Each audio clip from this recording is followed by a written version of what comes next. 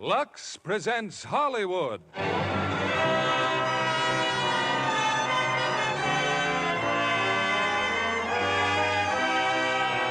Lever Brothers Company, the makers of Lux Toilet Soap, bring you the Lux Radio Theater, starring Ray Milland, Ruth Roman, and Frank Lovejoy in Strangers on a Train. Ladies and gentlemen, your producer, Mr. William Keeley. Greetings from Hollywood, ladies and gentlemen. Travel by train, ship, or plane usually puts us in the mood to be kind to strangers. A question which would ordinarily receive a courteous but unencouraging answer is almost welcomed when we find ourselves in strange surroundings without the security of friendly conversation. It's a commendable custom, but at times may lead to unexpected and terrifying complications, as our stars tonight are about to portray. Ray Milland and Frank Lovejoy, who are the strangers on a train, and Ruth Roman, who recreates her starring role. Not only was this Warner Brothers picture directed by that noted master of suspense, Alfred Hitchcock, but one of the major roles was played by his daughter, Patricia Hitchcock, and we're happy that Patricia could appear tonight in her original part in Strangers on a Train. I'm sure there are no strangers in our audience to the improving qualities of Lux Toilet Soap as a beauty care, because Lux facials are the daily companions of lovely ladies who know they can depend on Lux soap for the complexion care that leaves their skin lovelier. Here's Strangers on a Train, starring Ray Milland as Guy Haynes, Ruth Roman as Ann Morton, and Frank Lovejoy as Bruno Anthony, with Patricia Hitchcock as Barbara.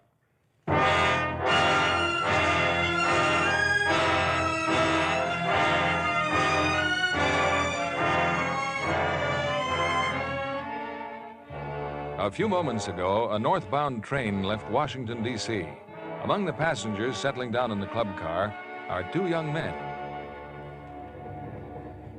I beg your pardon. Oh, I hate to interrupt your reading, but aren't you Guy Haynes? that's right. I'm quite a tennis fan. I saw your match last season in South Orange against Faraday. Well, that was one of my lucky days. I certainly admire people who do things. By the way, my name is Anthony, Bruno Anthony. How do you do? Well, I guess you want to get back to your book. You go ahead and read. Thanks.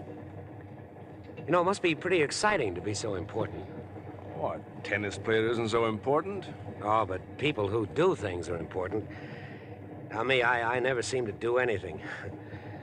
I suppose you're going to Southampton for the doubles, hmm? You certainly read the sport page, don't you? I wish I could be there to watch you, but I've got to be back in Washington tomorrow. Cigarette? No, not now, thanks. You don't happen to have a match? Yeah. Oh, a lighter. Thank you. Oh, my, that's elegance engraved, too, from A to G.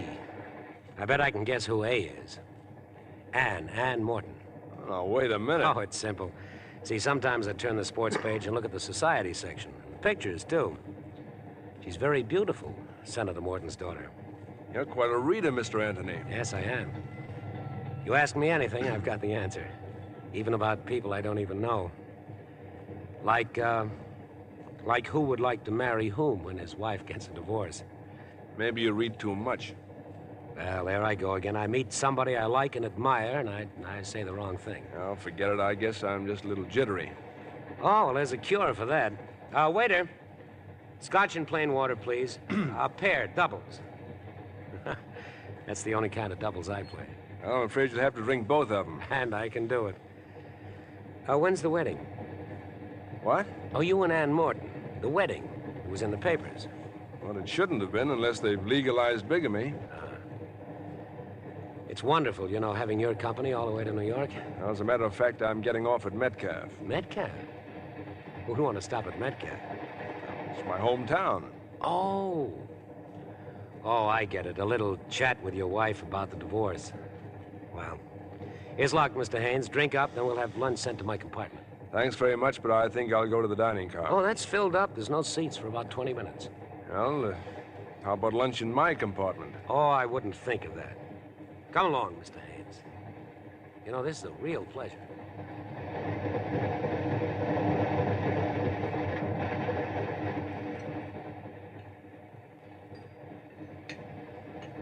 And And all told, I went to 3 different colleges. I got kicked out each time. Drinking and gambling, not like you, huh, Guy? All right, so I'm a bum. Who said you were? Well, my father, he hates me. With all the money he's got, he thinks I ought to punch a time clock somewhere and work my way up selling paint or something. Well, I think possibly he's... I hate him, too. I tell you, I get so sore at him sometimes, I want to kill him. You know, I don't think you know what you want. Well, I want to do something and everything. You know, I've got a theory you should do everything before you die. Have you ever driven a car blindfolded at 150 miles an hour? No, not lately. Well, I did. Flew a jet plane, too. Man, what a thrill. Almost blew the sawdust out of my head. Say, what are you trying to prove? Well, I'm not like you, Guy. You're lucky and you're smart. First of all, you're a wonderful tennis player. On top of that, you've got a swell job. Assistant to a United States senator. And on top of that, you're going to marry the boss's daughter. Makes a nice shortcut to a career, doesn't it? Marrying the senator's daughter's got nothing to do with it. Oh, now take it easy, Guy. I'm your friend. Remember, I like you. I'd do anything for you. Look, we'll be stopping soon, and I've got to change trains. Oh, yes, that's right, Metcalf. What did you say her name was? Your wife's? Miriam. Miriam. I suppose she played around a lot, huh? Skip it, Bruno. Okay. Say, want to hear one of my ideas for a perfect murder? Murder? Look, I may be old-fashioned, but I thought it was still against the law. Well, what's a life or two? You know, some people are better off dead. Someone like your wife and my father, for instance. Now, let's say that you'd like to get rid of your wife. You know, you've got quite a sense of humor, Bruno. No, seriously. Let's say that you had a very good reason to want her dead. But you'd be afraid to kill her, and you know why? You'd be caught. What would trip you up? The motive. Now, here's my idea. I'm afraid I don't have time to listen. Oh, it's so simple, too. 2 fellows meet accidentally, like you and me here on the train. No connection between them at all. They never even saw each other before. But now each one has somebody that he'd like to get rid of. So they swap murders. Swap murders? Each fellow does the other fellow's murder. There's nothing to connect them. Each one has murdered a total stranger, like you do my murder and I do yours. You're coming into my station. For example, your wife and my father. Crisscross. What? Yes, we do talk the same language, don't we? Thanks for the lunch, Bruno. I'm glad you enjoyed it. Think my theory's okay, huh, Guy? You like it? Sure. Got some great ideas. Nice meeting you. Good luck at Southampton, Guy. You bet I got some great... Oh, Guy, your lighter. You forgot your cigarette lighter. Huh. From A to G. I'll send it to him sometime. Yes, I must send it to him sometime.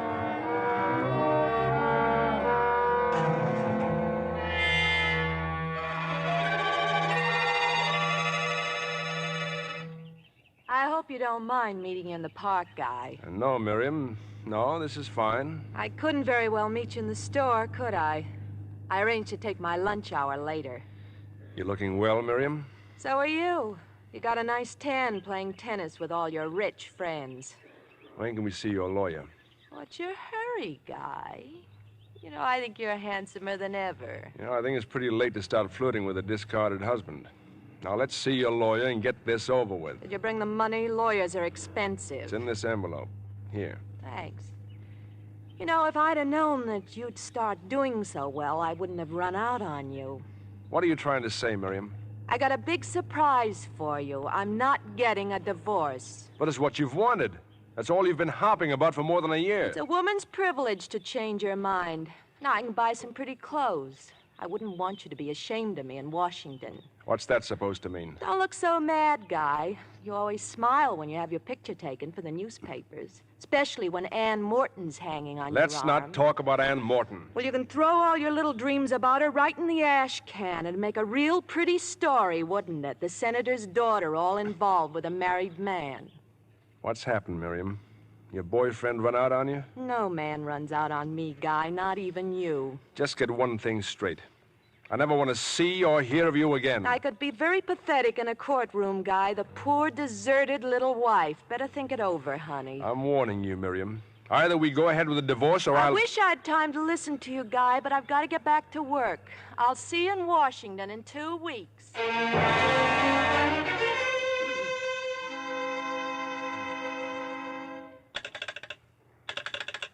Hello? Hello, operator. I have your party now, sir. Go ahead, please. Hello? Guy, is that you? Ann? Hello, darling. Where are you? I'm in Metcalf. Oh, then you've seen Miriam. Guy, did everything go all right? No, everything went all wrong. She doesn't want the divorce. Guy, it's unbelievable. I mean, after all these months, but what did she say? Does it make any difference what she said? Oh, I'm sorry, Ann. It's just that I Yes, feel darling, so... I know how you feel. But you sound so savage, Guy. I'd like to break her neck. I'd like to break her foul, useless little neck. Oh, there's no use talking like that, dear. I know.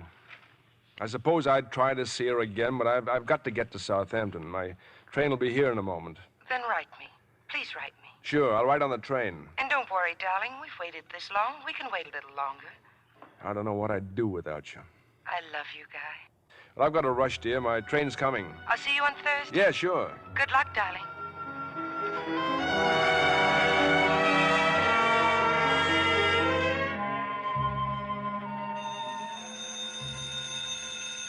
Hello? Guy, this is Bruno. How are you, Guy? Who? Who'd you say this was? Bruno Anthony, don't you remember, on the train? Oh. Oh, yes. I would have called you sooner, but the operator had a little trouble finding you in Southampton. Look, would you mind telling me why you're phoning? How are the matches going, Guy? I don't play until the morning. Oh. Guy, about your visit in Metcalf. Are you getting a divorce? Oh, now, wait a minute, Bruno. She won't give it to you, right? Miriam won't give you a divorce? No. She double-crossed you. You gonna see her again? Now, look, Bruno, why don't you just... I told you I liked you, Guy. I'm your friend.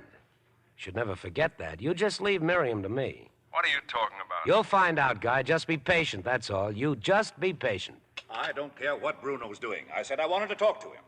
Well, if you're talking about me, Father, I had to call a friend of mine long distance. Really, Charles? Must you always take this tone with Bruno? Oh, it's all right, Mother. I'm used to his tone by now. You can wipe that injured look off your face right now. You were out last night, weren't you? Well, I'm a big boy, Father. I go out at night all the time. You had another accident. You hit another car. Charles, really? Now it's hit and run driving. And you knew about it all the time. But, dear, it was a parked car. No one was in it. Why don't you tell that to the police? Well, they won't do anything to Bruno. This was the last time, Eunice. So help me, I'll never lift a finger for him again. It's all right, Mother. Now, dear. You know I can't stand to see you crying. There anything else you want to say to me, Father? Yes. Get out of my sight. Get out of my sight before I... I'll be back tomorrow, Mother. Bruno, where are you going? Oh, just a little trip, Mother. It's something for a friend of mine. Oh, you just don't understand him, Charles. You just don't understand him. What's he going to do next? Tell me, what's he going to do next? Well, nothing. Nothing at all. He's not normal. If it's the last thing I do, I'm going to have that boy taken care of. If necessary, put under restraint. I'll never permit it. Never. Never. It can't go on, Eunice. Things like this just can't go on.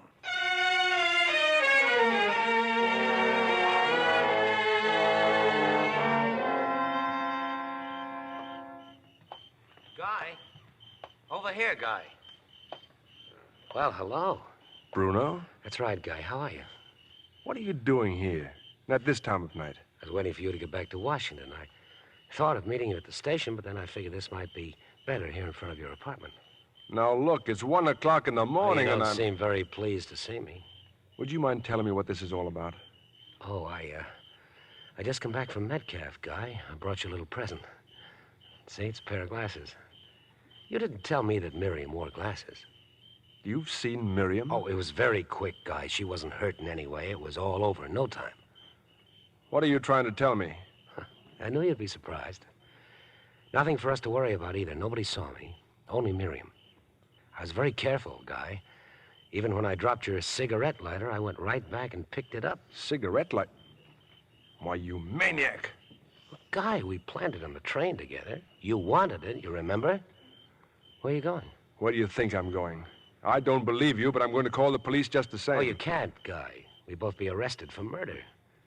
You're just as much in it as I am. We planned it together, crisscross. Why, you crazy fool. Do you think you can get away with that? Oh, come now, Guy. Why should I go to Metcalf to kill a total stranger unless it was part of the plan and you were in on it?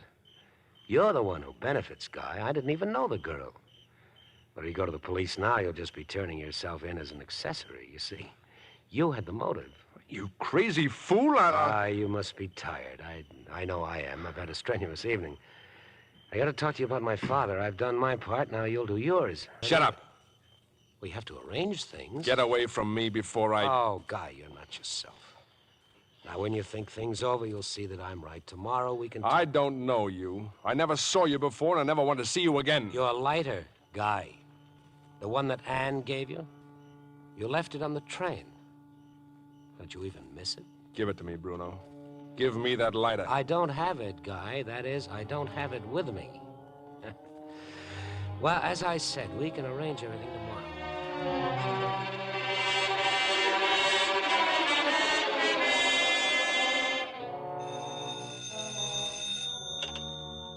Hello? Anne? Oh, I'm sorry, darling, but I just got in. Well, of course I'm all right, but you sound upset. Anything wrong? All right, darling. Yes, I'll come over right away.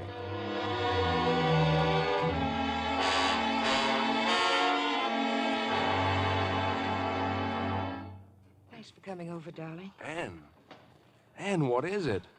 You're trembling. I wonder if you know how much I love you. Come along, Guy. Father and Barbara, they're waiting in the library. Thought we might be alone, Guy, but Anne insisted, and so did Barbara. Now, really, Daddy, if I'm going to be Guy's sister-in-law, the least I can do is stay. Sit down and keep quiet. Guy, we wouldn't have called you at this hour if it weren't important. It's about your wife. Miriam? What about her, sir? I'm sorry to be the one to tell you. She's been killed, Guy. Murdered. The police have been trying to locate you everywhere. You're to call headquarters in Metcalf. Miriam. Murdered. Tonight about 9 o'clock, she was strangled.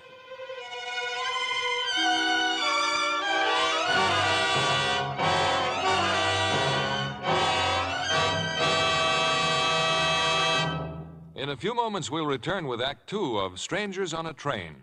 But now, here's our Hollywood reporter, Libby Collins, with the Lux movie news of the week. The big news here, John, is the premiere of Metro-Goldwyn-Mayer's Technicolor production of Quo Vadis. Most every celebrity in Hollywood was there. All Hollywood is still talking about it. And everyone thought Robert Taylor was magnificent as Marcus, the pagan Roman warrior. His love scenes with Deborah Carr playing Lydia, the gentle Christian hostage, provide some of the most compelling drama ever seen on the screen. And Leo Genn as Petronius turns in a terrific performance. Every moment of Quo Vadis is really epic drama. The chariot races at the Colosseum, the spectacular burning of Rome, the martyred Christians that the mad tyrant Nero orders thrown to the lions. I understand that Metro-Goldwyn-Mayer built an entire city outside of Rome for the picture. And spent 2 years filming it. Lovely Deborah Carr's costumes are certainly gorgeous. Just right for her exciting kind of beauty. Her milk-white skin against her copper-colored hair is something. Well, John, Deborah Carr's complexion is something special. It's truly Lux Lovely. Yes, when you see a lovely complexion like hers, you realize why screen stars are devoted to the gentle, protecting care of Lux toilet soap. They know it's easy to be Lux Lovely, John. Daily Lux beauty facials do wonders for the skin. Really make it softer and smoother. Lux soap has active lather that ensures gentle, thorough cleansing. Yes, you simply cream the rich lather well in.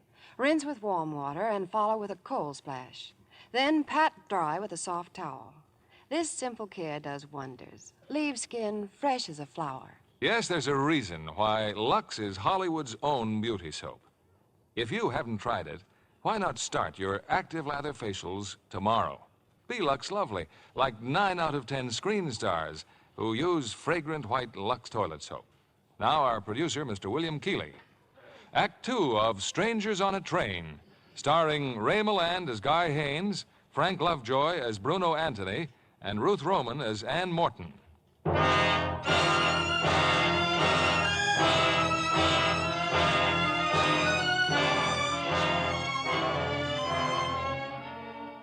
"20 minutes ago, on a street corner, Guy Haynes listened to Bruno Anthony tell an incredible story of how he had murdered Guy's wife. And now in Senator Morton's home, Guy learns that Bruno's fantastic report is completely true. It happened in an amusement park, Guy. Some sort of lover's lane, I believe. Terrible. Apparently, she'd gone there with some other people.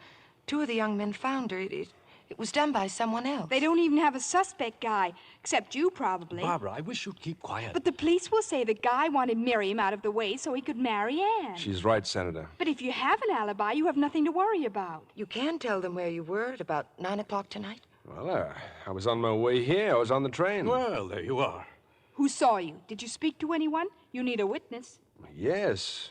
Yes, I did speak to someone. He was the only other passenger in the club car. Someone you know? No. No, he said his name was Collier or Collins or something. Said he was a professor at Delaware Tech. He'd been drinking. Drinking? Yeah, had been to some meeting, had a couple of drinks. But he was on the train. He saw you. Then everything's all right. He'll still have to answer some questions. It's a dreadful business. Dreadful. Poor, unfortunate girl. Miriam was rotten. She was a human being. Father, it's getting late and Guy looks so tired. Of course. Well, you two, now you can be married right away. Think of it. You're free. You won't forget to phone the Metcalf police, Guy. Captain Turley. Yes, sir. Good night, Senator. Good night, Barbara. I still think it'd be wonderful to have a man love you so much he'd kill for you. You know, I kept saying over and over again I was being silly, Guy. But there was one horrible moment tonight when the news came through. I kept remembering what you said on the phone for Metcalf after you'd seen her. That I could break her neck? No, don't even say it. Forget you ever said it. And there was something even more terrifying than the murder itself. The horrible thought that if you had anything to do with it, Anything to do with it? We'd have to be separated, perhaps forever. I couldn't stand that, Guy. I couldn't bear it. Anne! Anne, you don't think that I... Oh, no, darling, no, of course not. Just hold me, Guy. Just hold me.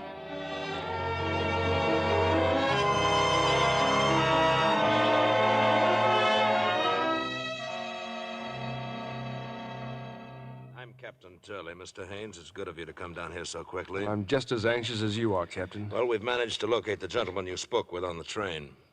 Well, Professor, this is Mr. Haynes. Well, I can't tell you how foolish I feel, Captain. I really don't remember meeting this gentleman. You don't remember? But you... Just a moment, Mr. Haynes. Unfortunately, I remember very little of my trip. You see, we had a little celebration. I'm not a drinking man, and, well, just one or two drinks. But we were sitting opposite each other. You were going over some speech you made about calculus, mathematics or something. I'm very sorry, Mr. Haynes. I certainly must have been celebrating. If you'll wait outside, Professor. Yes, of course. Is it so important whether he remembers me or not? Surely the important thing is that I've been able to name a man who was on the train with me. Now, you've been able to find him. Isn't that proof of where I was last night? Yes, I'd say you were in the clear, but there is a little more checking I'd like to do. But if I'm in the clear... Take it easy, Mr. Haynes. You're free to go back to Washington right now. Thank you, Captain.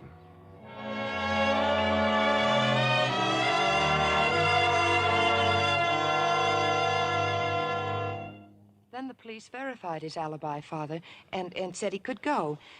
Isn't that about it, dear? Except that when an alibi is full of scotch, it casts a little doubt. Then the professor was Boyle. He didn't remember me. But he knew you were on the train. Wasn't that enough to prove that that's where you were? I wish I knew. For sure, I mean. Oh, everything's all right, Anne. The police are just being thorough. What's your next move, Guy? Well, whatever it is, the police will know about it. Take a look out the window. My guardian angel. Why, Guy, you're being tailed. That's Detective Leslie Hennessy. He works 16 hours a day. Someone named Hammond takes over for the next 8. As a matter of fact, Hennessy seems like a pretty nice fellow. For your own peace of mind, Guy, perhaps if you worked here at the house for the next few days, well, it would be less embarrassing for you. It would be less embarrassing for you, sir, if I resigned as your assistant. That's ridiculous. Of course it is. Besides, don't you have to play in the tennis tournament? I'm withdrawing. But wouldn't it look awkward if you suddenly canceled all your plans? Father's right, Guy. You've got to go on as though nothing had happened. Escorted by Mr. Hennessy. I beg your pardon? What is it, Bessie? A telephone from Mr. Haynes, miss. They say it's urgent. Oh, you can take it right there, Guy. Huh? Oh, yeah. Hello? Hello, Guy. This is Bruno. I was hoping you'd call me before I had... What's the matter? Must have been some mistake. Wasn't for me.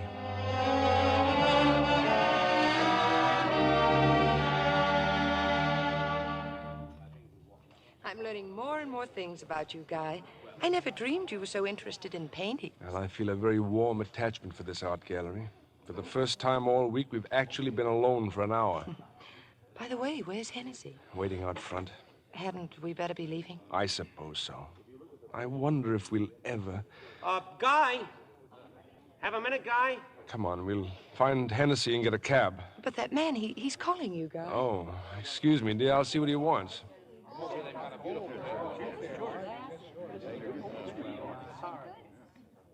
to have to follow you here, Guy. Will you stop pestering me? You never even answered my note. For the last time, Bruno. You're spoiling everything. You're making me come out in the open. Why didn't you call me? My father's leaving for Florida next week. There's not much time. The detective outside. He'll see us together. Isn't that Ann Morton that you're with? Slight improvement over Miriam. Eh, Guy? I'm telling you to stay away from me.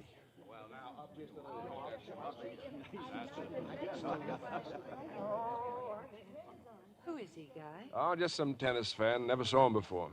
That's funny. Funny? I mean, I saw him yesterday. Where? Well, he was at the tennis club watching you practice. Oh. He was sitting with Mr. and Mrs. Darville. He must be very amusing. He had them in stitches most of the time. Who were the Darvilles? Oh, he's connected with the French embassy. You'll meet them tomorrow night, darling. They'll be at the party. Oh, yeah. Yes, the party. And do you really think I should be there? But I thought we settled that, dear. Of course you should be there. He's watching us, Guy, that man. Come along, dear. Let's go home.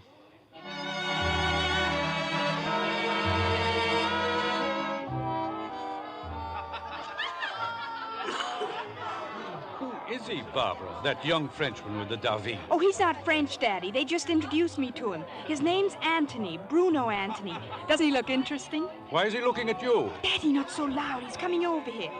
Oh, this is my father, Mr. Anthony. Well, I'm delighted to meet you, Senator. How do you do? Oh, it's a wonderful party, sir. You know, sometime I'd like to talk to you about my idea for harnessing the life force. It'll make atomic power look like the horse and buggy. Well, I'm sure I'm already developing my faculty for seeing millions of miles. Senator, can you imagine being able to smell a flower on the planet Mars? I'd like to have lunch with you someday soon, sir, and tell you more about it. I'll see you later, won't I? That'll be fine. Later, yes. I still don't remember inviting that young man. I told you, Daddy. The Darvilles just brought him along. Just a minute, Barbara. Where are your glasses? My glasses? You're supposed to wear glasses, Barbara. Oh, but Daddy, even at parties? Not another word. Get your glasses and put them on. What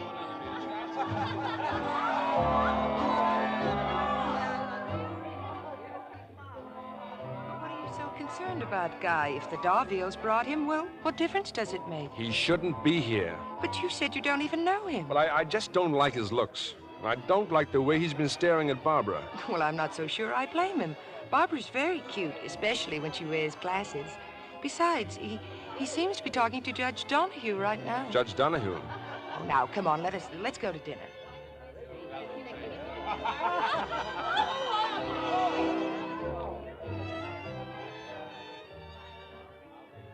There's something else that I want to ask you, Judge Donahue. After you've sentenced a man to the chair, isn't it difficult to go out and eat your dinner after that? Really, young man? Well, when a murderer has been convicted, he must be sentenced. When he's sentenced to death, he must be executed. Oh, quite impersonal, isn't it? Besides, it doesn't happen every day. Yeah, so few murderers are caught. If you don't mind, I believe I'm being paged. Well, Mr. Anthony, you seem very interested in the subject of murder. Well, no more than anyone else, madam. No more than you, for instance. Me? Mm-hmm. Oh, no, I'm not interested in murder. Oh, come now, everyone's interested. Surely you're not going to tell me there hasn't been a time that you didn't want to dispose of someone? Good heavens, no. You mean to tell me there wasn't a tiny moment when you were made very angry? Well, What did you say? Well, there you are, you see? There you are. Now you've decided to commit a murder. How would you plan to do it? I didn't get your name. Mrs. Cunningham.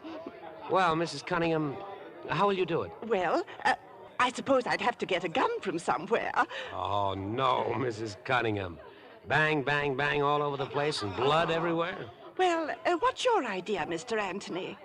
Well, I have the best way and the best tools. Yes? My two hands. It's simple, silent, and it's quick. Why, of course. Oh, you must be very strong, Mr. Anthony. Now, let me show you what I mean. Uh-huh. You don't mind if I borrow your neck for a moment, do you? But that's so silly. Very well. Go ahead. Now, you, now watch what I'm doing. Uh-huh. And when I nod my head, you just try to cry out. Yes. I'll bet you won't be able to make a sound. I'm ready. All right, now. Just wait till I nod my head.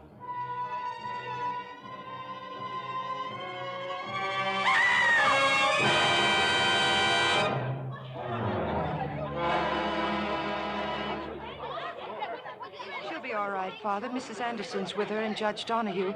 They're up in the bedroom. But Mrs. Cunningham, what happened? How could he have choked her? Well, I don't know for sure. Mrs. Anderson thinks they were playing some sort of game, and then when Bessie screamed, he fainted. Where is he, Anne? Where's Aunt? Guy took him into the study. Then tell Guy to get him out of here as soon as he can. This is a nice item for the gossips. Well, I better get back to the guests.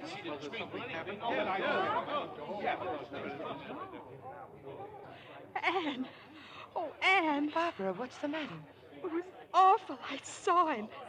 What was he trying to do to her? You saw him? I was standing in the doorway. His hands were on her throat, but he kept staring at me. And he was strangling me. What do you mean? He went into sort of a trance. Oh, it was horrible. He thought he was murdering me. But why, Anne? Why me? Don't be silly, dear. You're upset. That's all. Now go find Father.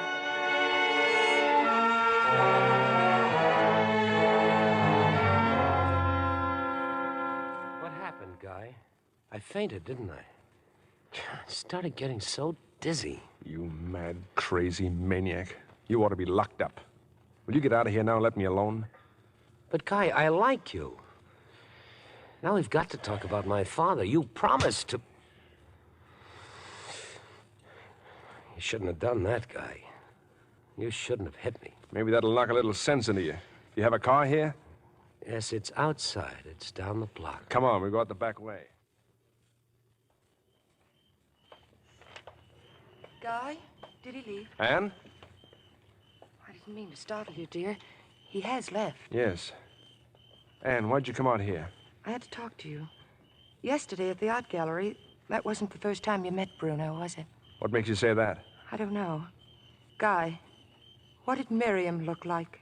But I've told you. I want you to tell me again. Well, she was dark, not too tall, sort of pretty. What else? What else is there? She wore glasses, didn't she? Yes. Barbara wears glasses, too. And Barbara looks something like Miriam, doesn't she? Doesn't she? No. No, not at all. How did you get him to do it, Guy? Get him to do it? He killed Miriam, didn't he? Tell me, didn't he? Yes. Yes, he's a maniac. I met him on the train going to Metcalf. He had some crazy scheme about exchanging murders. If I do his murder, he'd do mine. What do you mean, your murder? Well, he'd read about me in the papers. He knew about Miriam, about you. You must have known he was talking nonsense. But he wasn't. And now a lunatic wants me to kill his father. It's too fantastic. You've known about Miriam all this time. Yes. Why don't you call the police? And have them say what you did? How did you get him to do it? If we could only talk to Father or someone about it. It's no good, Anne. I can't drag anyone else into this. Guy, what are we going to do? I don't know. I don't know.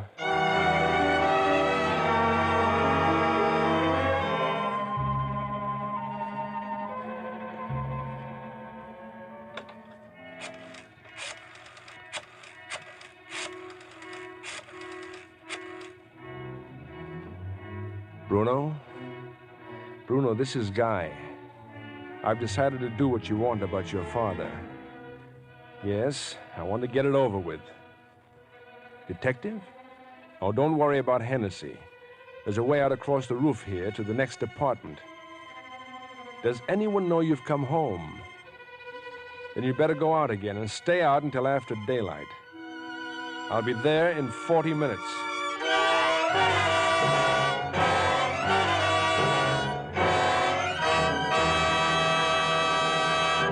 Before we return with Act 3 of Strangers on a Train, I'm going to introduce my guest for tonight. She's very special, a blue-eyed blonde who's to be congratulated on playing the leading role in the very first picture she's made. And when I tell you her name, you'll know she sings, she dances like a dream. Here she is, Miss Aileen Stanley, Jr. Named for my aunt, Aileen Stanley, who starred in so many Broadway musical comedies. I only hope that you'll live up to the Aileen Stanley name? You've certainly made a fine start. Well, I have Warner Brothers to thank for the opportunity and for casting me opposite a star like Gordon MacRae. We'll all be watching for you, Aileen. Aren't you sorry you won't be in New York on Thursday for the world premiere of Warner Brothers' new musical? Oh, you mean, I'll see you in my dreams? That's it. That song is the title of their new picture, portraying the story of the famous songwriter Gus Kahn. The cast has Danny Thomas playing Kahn, Frank Lovejoy as his collaborator, Walter Donaldson, and Doris Day as his wife, Grace Kahn, sings his wonderful songs, Making Whoopee, Pretty Baby, Nobody's Sweetheart. And there's something more to make I'll See You in My Dreams a picture to watch for. That's Patrice Wymore's dancing. Patrice is lovely as the dancing star of a Ziegfeld musical that features Kahn's songs. Patrice Wymore is always someone to see. She has that fresh, Lux-lovely look. Yes, she's a Lux girl, all right. In fact, Patrice tells me that after a day of strenuous dancing rehearsals, she really appreciates her Lux beauty bath. And I certainly agree. It's the most refreshing pickup I know. Yes, a daily Lux beauty bath is Hollywood's way to all-over loveliness. Lux Active Lather makes your daily bath a real beauty bath. It leaves skin so soft and smooth. The delicate Lux fragrance really clings, makes you sure of skin that's sweet. Thank you, Aileen Stanley, Jr., for coming here tonight. Now, here's a suggestion for lovely women everywhere. Tomorrow, get this generous satin-smooth bath cake. You'll delight in the creamy, rich lather, abundant even in hardest water. It leaves your skin really fresh. Lux lovely all over. 9 out of 10 screen stars use fragrant white Lux toilet soap. We pause now for station identification. This is the CBS Radio Network.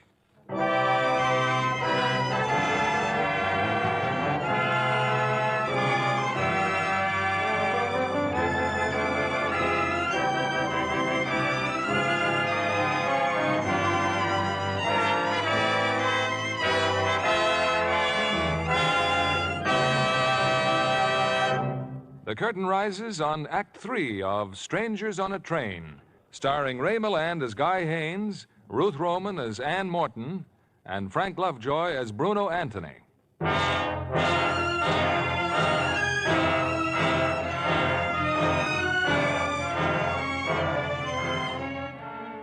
Guy Haynes, there is only one way out. Now, in the quiet of the night, Guy has entered the Anthony home. With the key and the map of the house that Bruno sent him, Guy has no trouble finding Mr. Anthony's bedroom.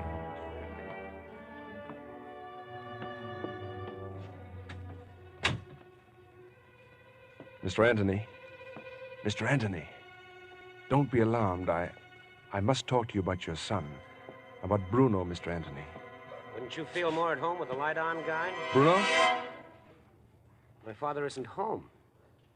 I was about to tell you that over the phone, but you made such a sudden decision. I wondered why. Well, I thought your father'd be interested to know he has a lunatic son. Then you have no intention of going ahead with our little arrangement? I never had. Bruno, look. You're terribly sick. I don't know much about these things, but why don't you go where you can get some kind of treatment?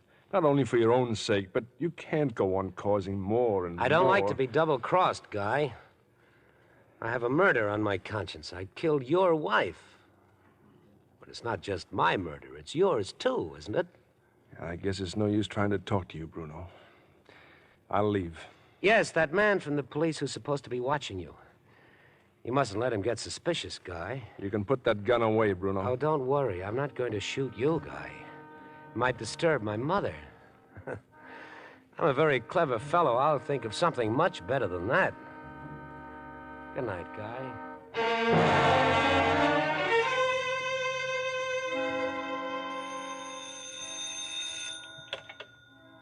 Hello? Hello, I'd like to speak to Mrs. Anthony, please. Bruno Anthony's mother. This is Bruno's mother. I'm Ann Morton, Mrs. Anthony.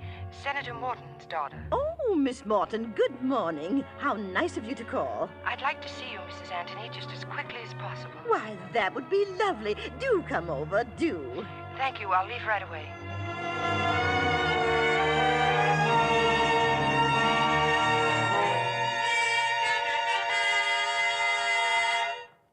And no one knows I'd come here, Mrs. Anthony, but I simply had to tell you. Oh, Miss Morton, really. I know Bruno's been in some very awkward scrapes, but nothing so ridiculous as a murder. But you have to make him do something about this. Don't you see that just one word from him would get Guy out of a dreadful situation? Well, but how can you take this seriously? It's just some practical joke, dear. Bruno's so terribly irresponsible. Oh, he gets into all sorts of escapades. But you don't seem to understand. Your son's responsible for a woman's death. Did Bruno tell you this? Well, no, of course not. Well, there you are. Well, now, it was very nice of you to call, Miss Morton. Do come and see us again sometime, won't you? I'm afraid Mother wasn't very much help, was she? If you don't mind, I think I better leave. Mother hasn't been too well for some time. She's a little, well, how shall I say it? She's confused. You know, I'm very upset with Guy. He shouldn't have sent you. Guy doesn't know I'm here, Mr. Anthony. He's at the tennis club, isn't he? He will be. Yes, he's playing Reynolds this afternoon. It's a very important match. He must be very desperate to try to involve me. Try to involve you? Well, I've been protecting Guy ever since he told me how much he hated his wife. Do you know, Miss Morton, that Guy tried to get me to go back to that amusement park some night after dark and look for his cigarette lighter? What's a cigarette lighter got to do with it? Why, he dropped it there right after he... Well, after that night. You see, all the police are waiting for is one piece of evidence to convict Guy for the murder. I can't tell you how worried I am. Please stop. Miss Morton, I do sympathize with you, but I just couldn't do what he asks. Why, that would make me an accessory.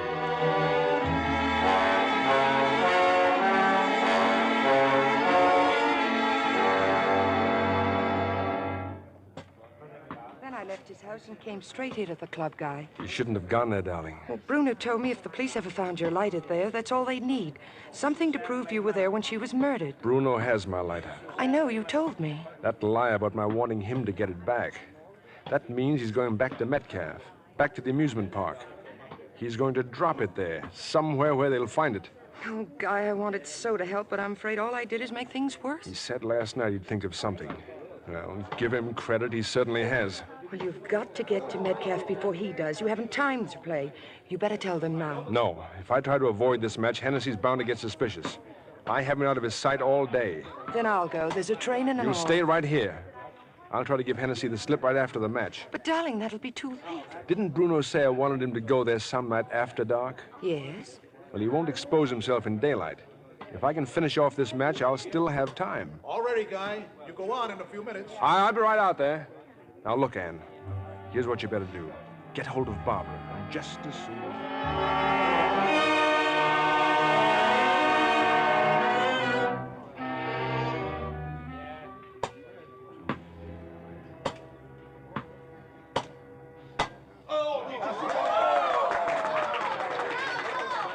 Isn't he wonderful, Mr. Hennessy? Huh? Oh, how are you, Barbara? Oh, this here's Mr. Hammond. Mr. Hammond, this here's the senator's other daughter. Hi. Oh, yes, I've seen Mr. Hammond outside the house. He's a detective, too. You and he take turns, don't you? Yeah, something like that. But if he's your relief man, why would the two of you be here together? Look, you're a nice kid, Barbara. Now, watch him hit the little ball and don't ask so many questions.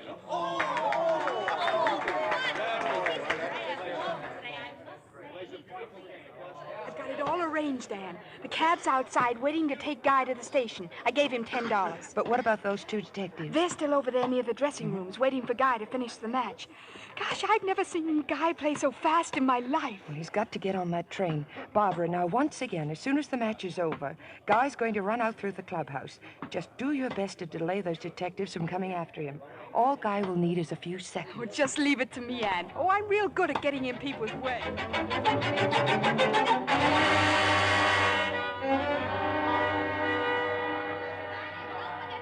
Looks like we're out of luck, Hammond. Haynes beat us to it by about 2 minutes. The guy says he bought a ticket to Metcalf. Well, what are we waiting for? The train just pulled out. We can still have him flag it down before he's... Relax. Let him go to Metcalf. We'll phone Captain Turley and let them take over at that end.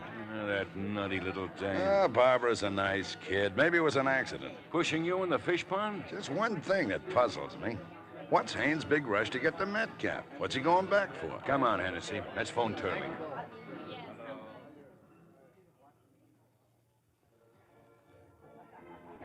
Here you are, folks. Here you are. Get them while they're hot. They're fresh roasted. They're jumbos. Peanuts, mister? What time does it get dark around here? What's the hurry, Jack? Here you are, folks. Those fresh roasted peanuts. What time does it get dark, I said? Oh, hang around, bud. Hang around. You'll find out. Get them right here, folks. They're all roasted peanuts. How about They're sure doing business down at this end of the park. Are they? Oh, day and night. Ever since that girl got murdered. People want to see the scene of the crime. Oh. Well, where did it happen? Right over there. Them picnic ground across the lagoon. Lover's Lane. Yes, sir. They sure been cleaning up. I don't think it's a very nice way to make money. Well, these folks got to eat too, ain't they? For a while, the smoochers wouldn't go near the place. I'm afraid I don't know what a smoocher is. Okay, so I ain't educated. Wait a minute, mister, you got a match? No. Well, you got a lighter. Keep fooling with that lighter in your hand. Oh, it's just a... Here, buy yourself a box of matches. Characters. Place is full of characters.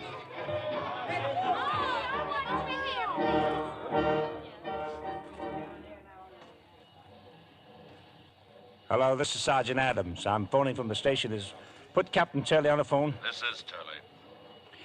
Haynes just got off the train, sir. He took a cab. He told the driver to take him to the amusement park. All right, good. Pick up your men and go to the park. I'll take a group from here. We'll be waiting for him. That's all, Adams.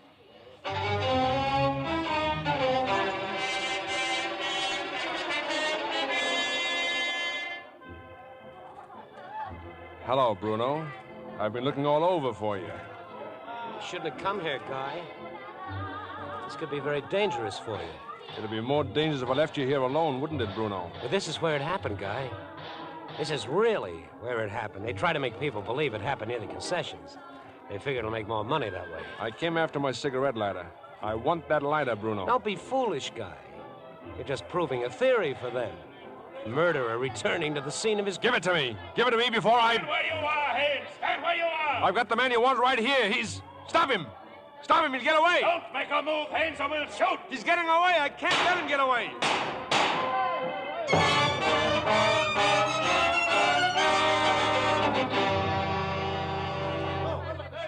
This way, Captain Turley. The roller coaster. They ran toward the roller coaster. All right, just watch your fire. There are too many people here. Keep those people back. Captain Turley. All right, This man, he says Haynes is the one we want. It's the other one, the one who ran. What do you mean it isn't Haynes? I remembered him. I seen him here that night when the girl was killed. Two young fellas was with her. And this one, he kept following. He kept looking at her. I remember real plain. You realize what you're saying? I was talking to him before. I asked him for a match. It's the same one. All right, you men, surround the area. Over here, Captain, the roller coaster. They're under the roller coaster, under the tracks. Well, shut it off! Turn off the roller coaster! Well, it's out of order. It's closed down. Who turned it on? He did. The one who was running away. Turned the switch and kept the key. That's one way of keeping us out of But there. the track is being repaired. When those cars come down there, they're scattered all over the place. All right, find the main switch and turn it off.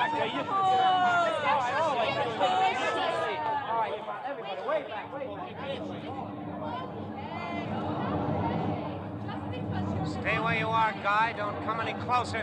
Well, you run to now, Bruno. They're all around here. The police, Bruno.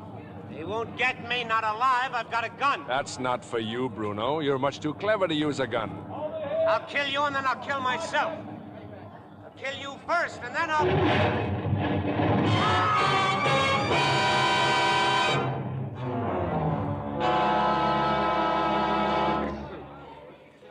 You better start talking, Haynes. What's this all about? Well, he had my cigarette lighter.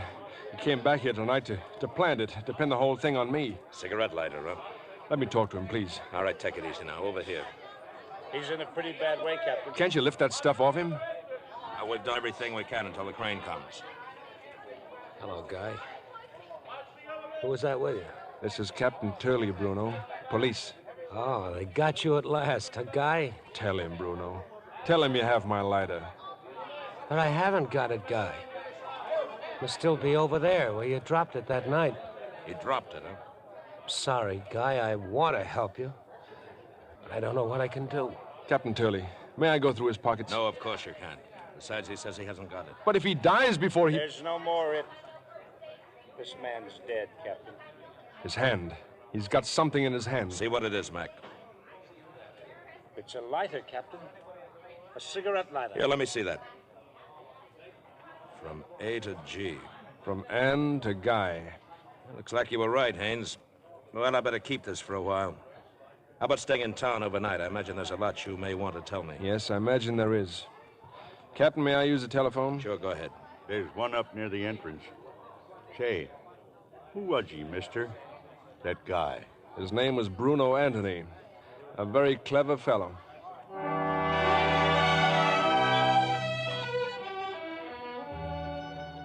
Oh, yes, Guy. Yes, darling. Well, of course I'll be there. I'll leave right away. Father, Barbara, it was Guy. He's safe and he's free.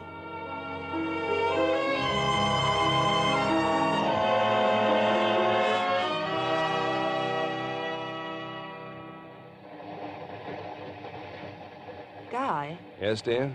that man across the aisle, he keeps looking at you. Oh? He's a minister. I didn't know you knew any ministers. I beg your pardon, but aren't you Guy Haynes? I'm sorry, sir, but when I was a very little boy, my mother warned me never speak to strangers on a train.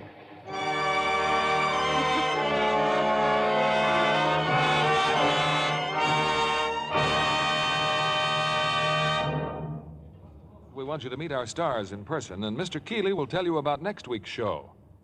In the meantime, here's a tip from lovely Maureen O'Hara. With her shining dark hair and flawless white skin, Maureen is a real Irish beauty. She says, yes, indeed, I'm a Lux girl. I've found regular Lux Care does wonders for my complexion. Makes it softer, smoother, really lovelier. Why don't you take Maureen O'Hara's advice? Here's all you do. Simply work Lux Soap's rich, active lather well in. The lather's so creamy it agrees with delicate skin.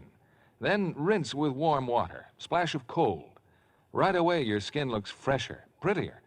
So try Hollywood's own beauty soap tomorrow. You'll find it's easy to be Lux lovely.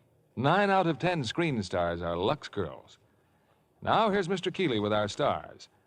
And we call them back for another bow. Ray Milland, Frank Lovejoy, and Ruth Roman. Ray, what have you been doing since we worked together on our latest picture? Well, I liked it so well at Warner's that I've just finished a Cagney production there called Bugles in the Afternoon. In the afternoon, I thought bugles were for early morning. Well, Frank, stories about the U.S. cavalry's continual fights with the Indians, which caused a great deal of bugle blowing back in the 1870s. How about you, Ruth? What part of the Warner Brothers cast you in recently? A rather unusual role. I get to play myself. And so does Frank Lovejoy. The picture is called Starlift. Oh, of course, based on the actual trips Hollywood stars make to the airbase where the boys take off for Korea. Yes, that's right. We play two of the stars who go to the base to entertain the boys. They really should have called it the Lux Starlift, Bill, because the actresses who go in the Starlift are naturally Lux girls.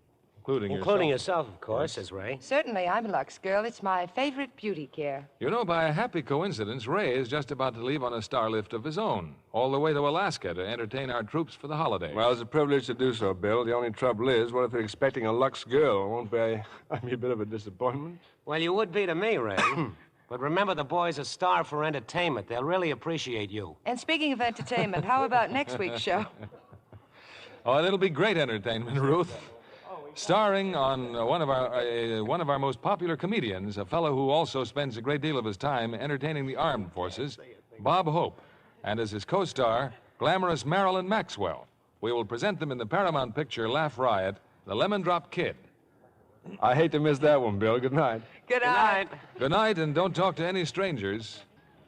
How would you like double the wear from every pair of stockings you own? Then take this tip from the people who make them. Always wash nylons in Lux. Yes, over 90% of the makers of stockings recommend Lux. Why? Because the Lux way makes stockings last twice as long. Strain tests prove it. No other soap, no suds of any kind, can make stockings last longer. And what's more, new Lux enriched with color freshener keeps colors clearer, makes stockings look sheerer than ever. It's the stocking care famous Hollywood screen stars insist on for their own glamorous nylons. Get a big box of new Lux with color freshener tomorrow. Give your stockings, all your lovely washables, that bright as new Lux look.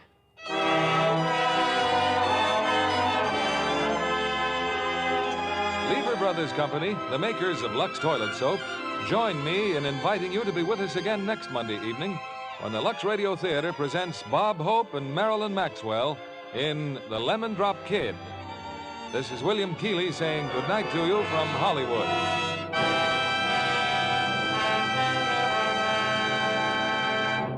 Frank Lovejoy can soon be seen in the Milton Sperling production for Warner Brothers entitled Retreat Hell. Heard in our cast tonight were Patricia Hitchcock as Barbara, Ed Begley as father, Martha Wentworth as mother, and Gene Bates, Herb Butterfield, Norma Varden, Bill Conrad, Norman Field, Ted DeCorsia, Wally Mayer, Bill Johnstone, Olin Soule, Ralph Moody, Eddie Marr, Margie List, Brad Brown, and Alan Wood. Our play was adapted by S.H. Barnett, and our music was directed by Rudy Schrager. This is your announcer, John Milton Kennedy, reminding you to join us again next Monday night to hear The Lemon Drop Kid, starring Bob Hope and Marilyn Maxwell. This is the CBS Radio Network.